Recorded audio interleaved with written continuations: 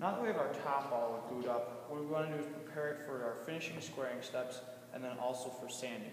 So if you recall, we had that glue that oozed out of the joints. We want to scrape that off now so that we can hand plane off these ridges or the difference between the boards.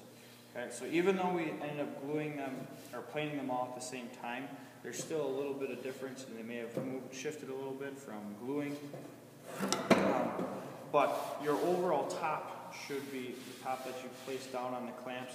That should be ready to go. Okay, so I already scraped off the glue here, and you may have these little black marks, and again, all that is from the reaction between the glue and the clamps.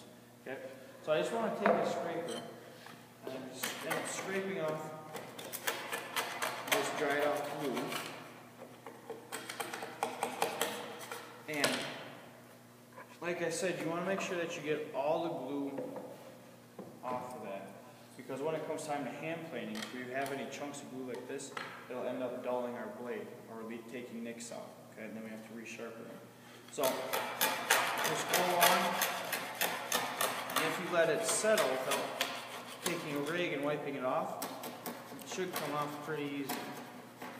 Okay, you may have to go at it from a different angle. You have to work at it from the side a little bit. But I've already done this joint here, and like this part. Come at it from the side. You might have to be a little aggressive, not too aggressive, because you don't want to end up gouging and ripping out the material in the actual joint. Okay. So now that I have this done, I want to check for any differences in between the faces for thickness. Okay. So again, I have my front. That should, if you took your time for glue up, it should be fairly decent, and there shouldn't be anything that can't get sanded out. Okay, so like there might be a little spot here we'll have to look into. So there's some glue right here. You want to try and get all that glue off, but you should be able to be the same thickness throughout your board. And like I said, probably the biggest difference is going to be on your back, because that was where we wanted to hide any defects that we had. Okay, so here we have our boards. There's a little bit difference in thickness here. It looks about basically just on this end right here. So what I'm going to do is I'm going to start on the back, because, or on a test piece when using the hand plane. So it does take a little bit of practice. So I'll clamp this down, and like I said, you want to start on the back. And all you're really going to do is you don't have to push down too hard. You want to let the weight of the tool do the work. And you're just going to work with the grain and kind of just working that ridge out.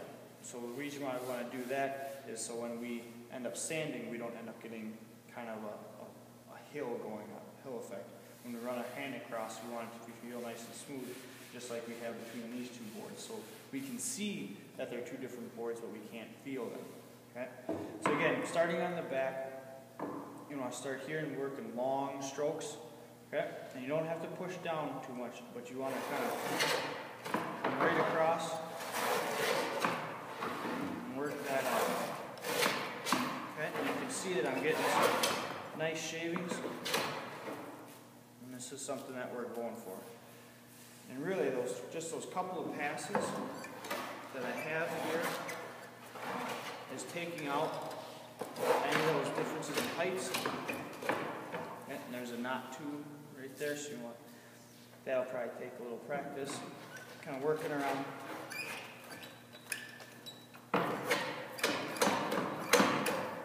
Okay, and really all you're doing again is just getting the difference between the two boards thickness-wise.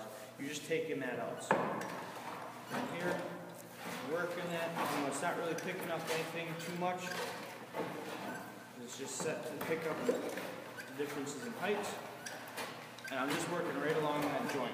Okay, so that one's done fine. I'll work on the next one.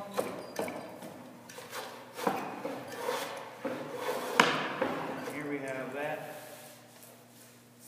Fine right there. Okay.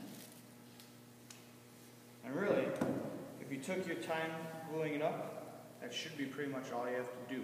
And then the next step is taking your palm sander going with 80 both sides, 80, 120, 180.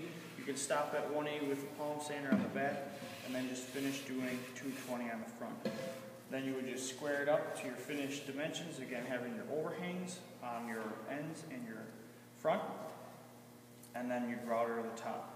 So when you router the top, you're going to do your two ends and your front edge. So on this one here, if I'm unable to cut this knot out, this is going to be my front edge.